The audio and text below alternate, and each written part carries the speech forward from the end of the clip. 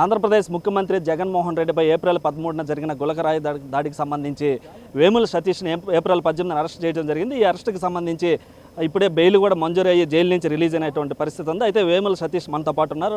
అబ్బాయిని అడిగి మరిన్ని విషయాలు తెలుసుకుందాం. అసలు ఏం జరిగింది, ఏంటి అసలు ఆ రోజు నిన్ను ఎందుకు అరెస్ట్ చేయాల్సి వచ్చింది, ఆ రోజు ఏప్రిల్ 13న నైట్ 12వ తేదీ నైట్న ఏం జరిగింది, అసలు ఏంటి విషయం? మేమైతే మా ఫ్రెండ్స్ మేము ఆరుగురం మేము ఆర్చి దగ్గర కేక్ కటింగ్ చేసుకున్నాం.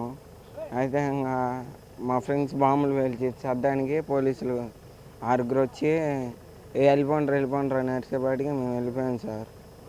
తర్వాత 2 రోజుల తర్వాత పనికి వెళ్ళి వచ్చి ఇంట్లో పనుకుంటే నైట్ 11ంటికి వచ్చి గంజాయి తాగిండ్రు అని ఎవరో కేసు పెట్టారని చెప్పారు సార్. అలా అని చెప్పి ఇంటి తీసుకొచ్చి సీఎం కేసులు ఇరికిచ్చారు సార్. ఎవరు ఇరికిచ్చారు? పోలీసు వాళ్ళే సార్.